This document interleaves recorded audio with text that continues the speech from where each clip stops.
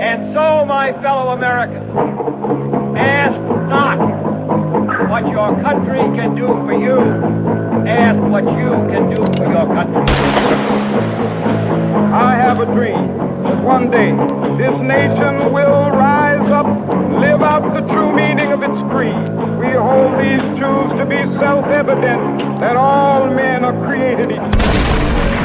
We are exploited. We are downtrodden. We are denied not only civil rights, but even human rights. So the only way we're going to get some of this oppression and exploitation away from us or aside from us is come together against the common enemy. I don't want you to protest, I don't want you to riot, I don't want you to write to your congressman because I wouldn't know what to tell you to write. I don't know what to do about the depression and the inflation and the Russians and the crime in the street. All I know is that first, you've got to get mad. You've got to say, I'm a human being. God damn it! My life has value! Get together, have a few laughs.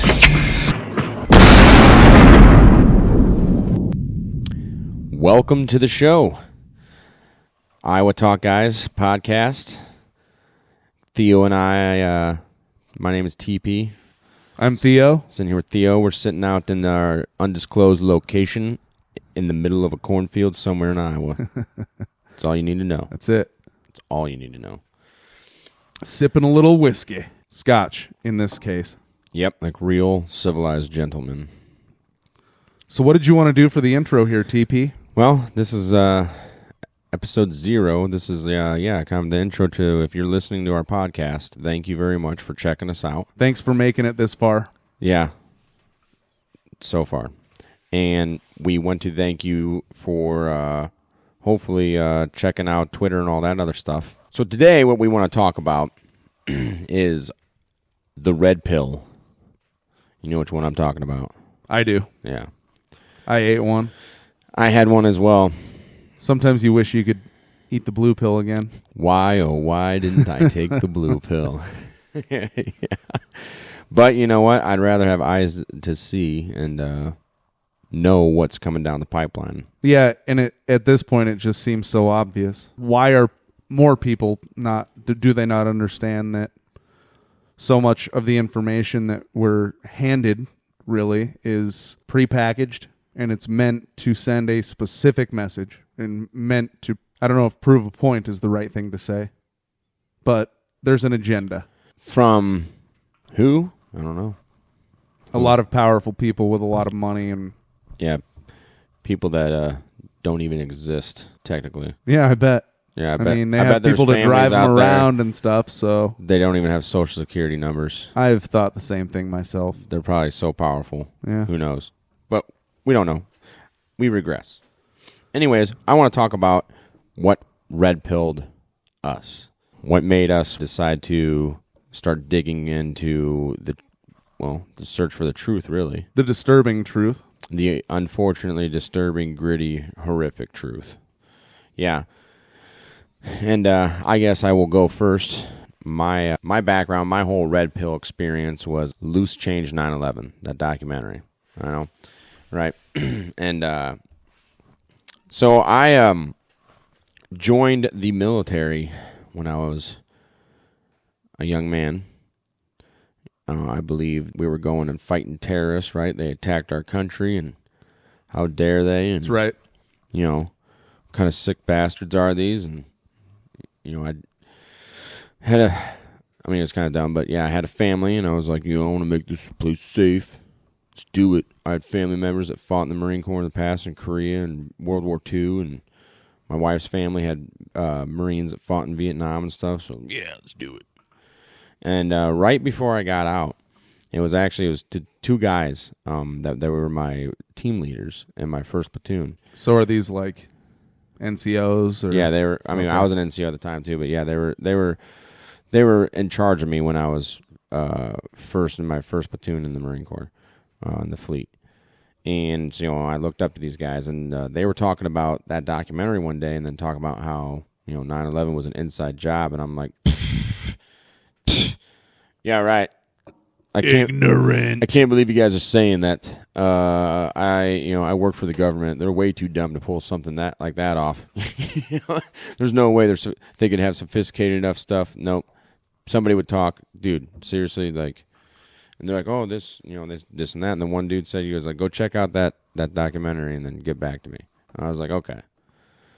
So Loose Change, and in which, for people that have made it this far and don't know, I believe I've never actually watched Loose Change, but it came out 15 years ago. Yeah, and it talked about 9/11, maybe events leading up to 9/11. It went through the entire day of 9/11 and up to the war games that were being played by NORAD. So allegedly a lot of air stations didn't actually know that was an actual thing happening, because it was mimicking the exact training that they were getting. And then when you had Condoleezza, fast forward, you had Condoleezza Rice come out and say, well, we couldn't have ever fathomed. I don't think anybody could ever have imagined planes being used as projectiles and being rammed into buildings. I don't think from this administration or the prior administration. Yeah, except for funny, because the Bush administration was running war games at that exact moment in time. I've heard the same scenario. thing, and I say that I have never watched Loose Change, but I have watched some stuff that's kind of on that same level. They do like a really deep dive. There's tons of information, and I'll be honest with you, dude, I sat there, I was blown away. I watched the movie multiple times. I took notes. I had notepads. I still have in my house notepads just filled up. And then I'd go and research that, and I'm like, what is going on? It flipped my world upside down. Days worth of stuff to talk about. But let's backburner that for a second here. Okay. Was there anything else that kind of led you up to, I guess? I mean, there was a few things. Some people call it cynicism, but being a cynical person. Actually, yes. When I was in high school, I had a teacher that in our government history books, and it was literally 2 paragraphs about the John F. Kennedy assassination. Okay, it talked about a lone gunman shot him with a magic bullet. Everybody is aware in some way, shape, or form that stuff doesn't add up, right? It's kind of one of those undertone things in American culture. And this teacher, he was alive during this whole thing, so he watched all this unfold in real time. Jack Ruby shooting him and going through everything, digging into it. And then he's like, and then in our government history books, it's only 2 paragraphs. And he goes, that's not right. So he did a whole week dedicated to the JFK murder. And then the last 2 days of the class, we watched JFK, Oliver Stone's JFK. And so that was like Kevin Costner. Yeah, great movie. Bunch of other people in there too, I think, right? Yes. Oh, that one dude that played Dracula in Bram Stoker's Dracula. What's his name? Never watched it. That's another great film. But anyway, moving on. So that kind of. But I mean, I was a kid at the time too, so I was like, whoa. And then I didn't really understand any of it. Really, I was like 14 or 15. I was like, man, I'd rather get out of here and go play my PlayStation. I was a senior in high school, and I happened to be in a class that there were more like underclassmen and like sophomores and stuff. Yeah. That morning. And which was fine because my brother was in the same class as a lot of these guys, and he's only like 18 months younger than me, so whatever. We gave each other Peter taps plenty of times before. Oh yeah, good brotherly loving things. And I just remember knowing things were going to change on that day. You know what I mean? Like it was a really I was a surreal senior day, dude. Like I said, and I was a freshman, and I was actually in that dude's history class when that all went down. When we got the announcement, and then we all watched the second plane hit that building because we're an hour behind. Yeah. We did. We watched it. Yeah, we're all sitting there like. I was like, I remember seeing that. Was like, is this a movie? Like, was this recorded? Yeah, it wasn't believable. It was pretty wild. Yeah, kids today want to talk about being traumatized at school. Yeah. We literally just watched a bunch of people die and had no idea how to, like, even the teachers didn't know how to take it, and like. I remember we didn't do anything in school that day. Yeah, everybody watched TV. Nobody wanted to send their kids home right away yet because remember the line? There's at the gas station. All those people were freaking out. I guess I don't remember. gas. There's a few gas stations that shot their prices up Oh, yeah, the price gouging. quite a bit. So, One guy, they ended up running out of town, I thought. I guess my moment was, I didn't really have a moment, but I started realizing probably 2004 time range, something was wrong. After the invasion of Iraq. After the invasion of Iraq, which I thought, let's go get those bastards and whatnot, just kind of like everybody else did. Them dirty terrorists to attack us. Yeah, 20-year-old kid, Yeah, hey, I was there too, man. Dumb. I wrote a blank check. Dumb as a Because those cedar plank, terrorists. man. Hey, man. And But when you're 18, you know everything, remember? yeah. Mm-hmm. So you remember like 2004, the Battle of Fallujah and stuff. All this stuff's on TV and what was it? The Sunni Triangle. I don't know if that was what it was called in Iraq, but just like there was like a triangle it was of cities, and there was Saddam loyalists where Saddam treated them the best. So So it was Republican Guard back in the Gulf War, right? But anyway, I just kind of like, mission accomplished banners came down on aircraft carriers, and the president flew out and stuff, right? And ladies and gentlemen, we got him. And it wasn't long after that it became real evident that Saddam Hussein didn't have anything to do with 9/11. Yeah, and then there were no weapons of mass destruction, which actually they did find, and Rolling Stone broke the story. There was mustard gas that was discovered in Iraq. Did you know that? Yeah, but what, didn't the U.S. give it to them? Yeah, that was the mustard gas they used to gas the Kurds up north. One of the many Obviously, things that didn't add up. Right? Yeah, that's why when the UN couldn't find any of the WMDs, and the U.S. government was saying, we know they got them. Sure, yeah. They weren't lying. Yeah. Just like Mooney. What's that? Paul Mooney, yeah. Because they got the receipt. No. That was... The U.S. government knows that Iraq has weapons of mass destruction because the U.S. still has the receipt. I don't think that was Paul Mooney. That was Paul Mooney. Well, on the Chappelle show, he said it anyway. Oh, yeah. Okay. So... There was another guy who said it too, but anyway, it's hilarious. He's like my favorite comedian ever. Just can't. But then, and this isn't, we haven't been endorsed by all that. Disclaimer prior to the show, blah blah blah. We haven't been, but I'm gonna do your own research. I'm gonna bring up a name here, and that was like the 2007 time frame. So I said like 2004 started realizing stuff was wrong, and then 2007, I heard about this Republican running for president in 2008, which we all know, that was Ron Obama. Paul. That was Obama's first victory. But Ron Paul, and I heard he's like anti-war, and by this time I had kind of like been like realizing, man, this isn't going to end well. You know what I mean? So I heard about this guy. You woke up a lot quicker than me because I joined the Marine Corps in 2009. Well, I didn't wake up till 2012. First of all, like at this point in time, if we have any young listeners, you have to understand like Democrats had a somewhat convincing peace right, because thing at the about time, him, like, I mean, I remember anti-war. I call it anti-war. It obviously wasn't genuine anti-war.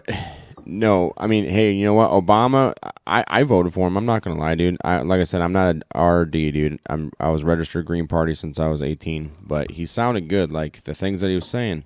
That dude was as slick as an X-Lax turd, man. Oh man, he was Slick Willie, dude. That dude's got some skills. But man. you know what? Hey, his election campaign sounded so good, dude, and it almost sounded just as good the second time when he went out for his re-election campaign because it was almost the same exact crap. Yeah. And by that time, I was like, really, bud? Yeah. Well, I ended up getting involved in the Ron Paul campaign, right? And learning about sound money and reading books like Economics in One Lesson by Henry Hazlitt, The Anti-Capitalistic Mentality by Ludwig von Mises. Oh, you read those? Yes. Good for you, bud. And just like, it just blew my mind that I guess I had always had somewhat of a feeling like if you're going to public education, even at a young age, I didn't do anything about it, but kind of like a feeling of like you're surrendering yourself to government education right now. I knew that. I was aware of that. But that was when I realized, no, it was a flat out indoctrination. It was Absolutely. programming. If you look back into like in the early 20th century, I want to say it was like Sigmund Freud's nephew, Edward Bernays. Oh, yeah. Wrote the book Propaganda. Wrote the book Propaganda. Yes. And they figured out that humans are programmable, Yes. in my opinion. And especially when you can show them things that they don't necessarily need, but they found a way to show it to you that you want them. Yeah. You don't need them for survival. Our basic instinct is to survive. Like cell phone, that's the easiest one. First one I think of. But now look at the day and age we live in. There's literally people that have to buy cell phones, smartphone placebos. You can only call, text. Sure. That's it. Because they look like a normal smartphone and everything. So, you don't look like some weirdo with some loser with a flip phone. What is that, a Razor? It's a Motorola. Hey, yeah. 2005 called. How's that Nokia working for you? Hey, you know what? Those Nokia bricks were awesome. I know. I bet you if I dug one out, if I still had it somewhere, I plug it in, it'd still fire up, dude. Those things were indestructible. That's when like Nokia was like, let's build this like a Toyota car. But it's a cell phone. We should think about getting some Nokia burner phones, man. They got to still work. Oh, yeah, and have people call in on the show. That'd be cool. Yeah, I think we can do that with regular calls. But Well, so, moving on. there were some other incidents. I mean, that's my red pill story. And that's great. And, dude, I mean, that's awesome that you had the sound mind to start seeing that at an early age. There's something going on, and you can definitely feel something's wrong. Something is wrong now. With all this, with all the stuff going on right now. Russia, Right. Ukraine, and... I know. What happened to the story that the Ukrainians were winning the war? Well, I think I haven't been watching regular media. Has that story changed? It's pretty wishy-washy. I like to watch a lot of Alternative media. crazy people that nobody would think legit when they're talking about their stuff because... Well, that's the sad part is we were living in a day and age, I mean, that you literally can't trust the mainstream media. I mean... They've been caught in so many lies. Dude. This isn't our opinion, really. No, this is not an opinion. This is a fact. They have been caught in so many lies, but caught in lies in ways that show circumstantially that they probably have an agenda of some sort. Dude, yeah, basically, and then when they get caught in their lies, nobody's held accountable for what happened there. Absolutely.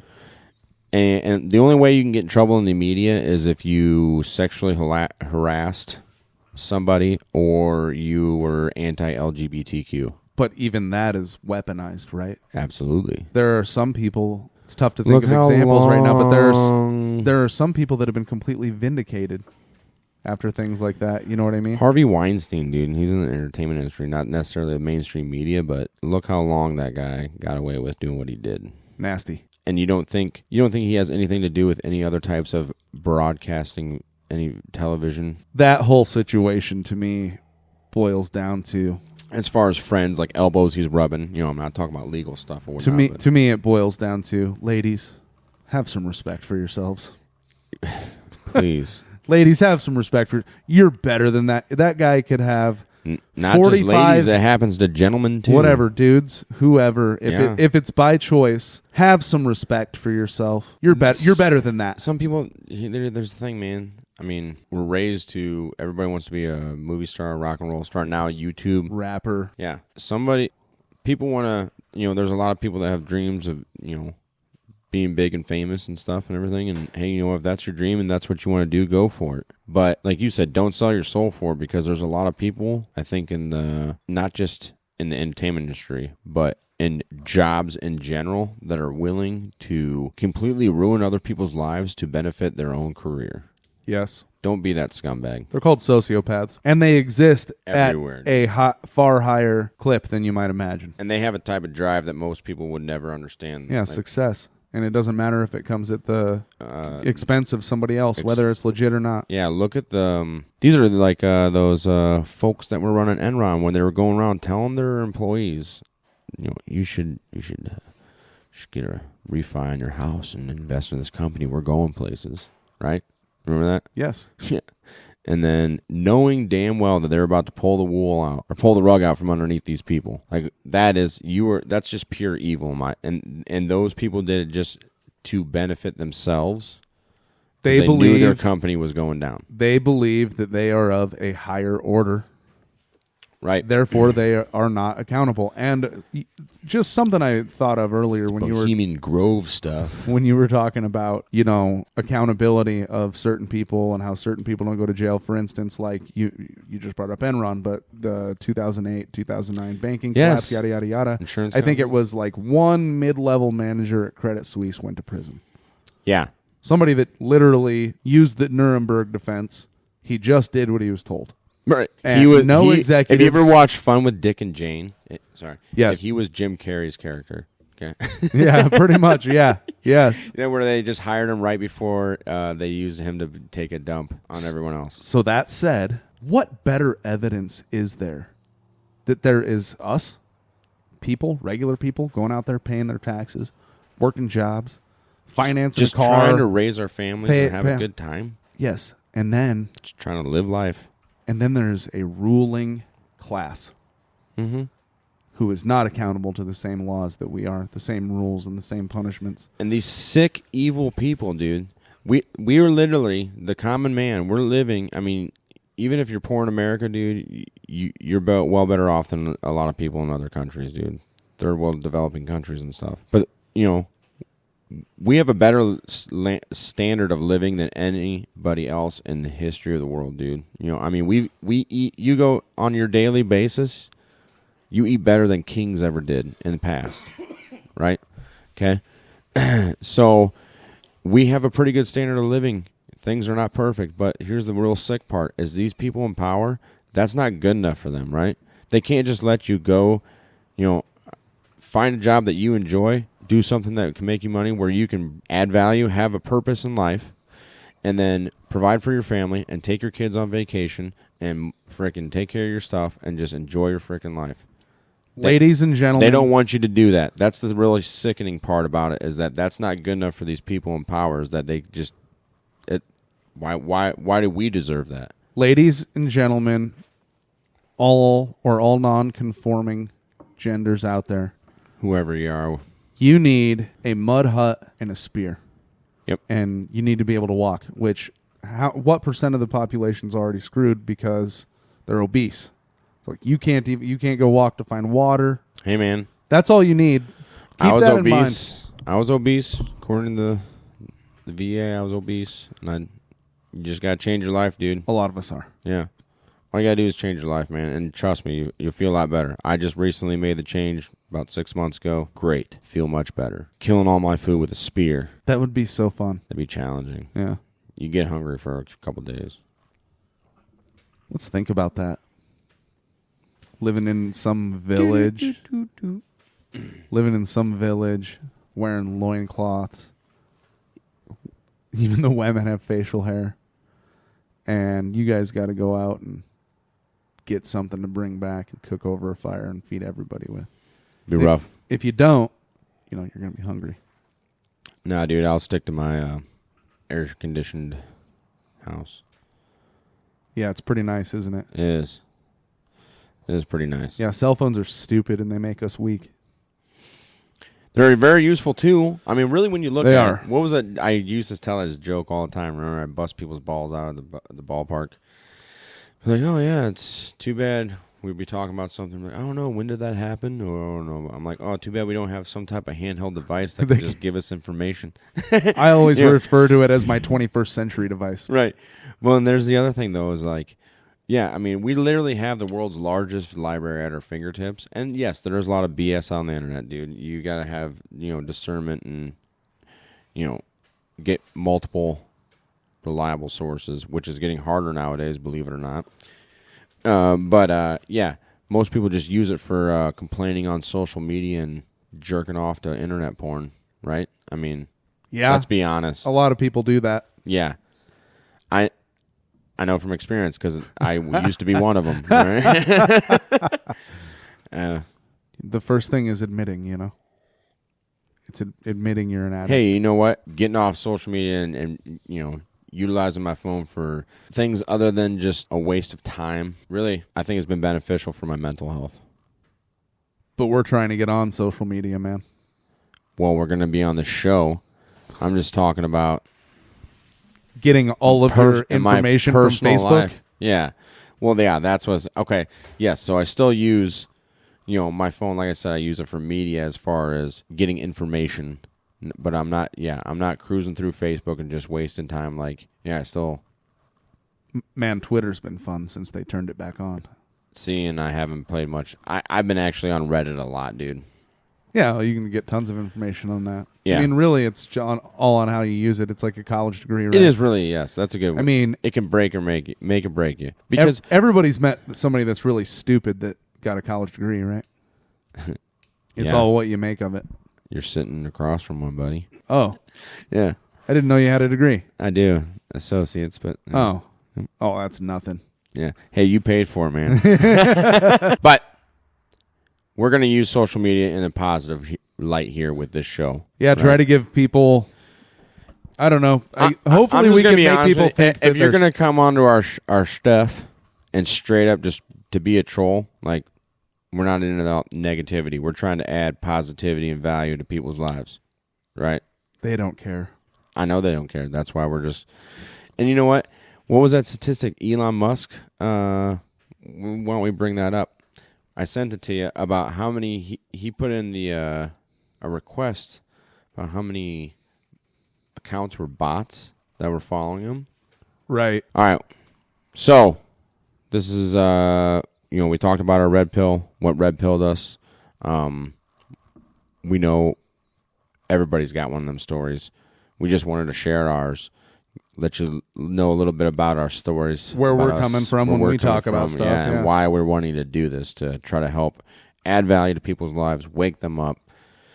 Share this with your friends and family. If you don't have the heart to talk to them, actually, because we really know how hard it is to talk to some of your family members. Yeah, absolutely. You love them. We get it. We love our families. In the household. Sometimes they just think you're crazy. Turns out. But you're not. You're not. And that's what we're doing here. It's sometimes I listen to... I remember before Rush Limbaugh passed away, I was like, I never thought that this dude would sound like the most sane man on the airwaves. Oh, and he did. But that's what we're doing, and that's what I liked about it, is that I felt sane.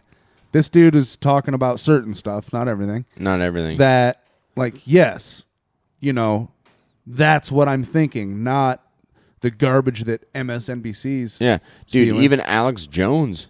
It's like he turns out to be right. Yeah, I remember he's like, "Oh, your dishwasher's gonna be listening to you, and your TV's gonna be watching you." And back in 2009, we're like, "Okay, there, Alex." But it's happening. Fast forward 12 years, yeah. Guess what? All of this data is being recorded. The gay frogs. And it's all real, dude. So it's scary. Keep listening, and that's where we're coming down from. The pipeline. Yeah, that's where we're coming from. It might be scary, but hey, if you're more informed, to better combat your enemy is to know your enemy. We're with you, and we're going to try to move this in a positive direction. Yeah, we want to add value. You guys need to start growing gardens and stuff. Learn how to live a little self-sufficiently. I got 4 tomatoes planted today. We got stuff going on, and you should too. All right, thanks for listening. Iowa Talk guys out. Woo!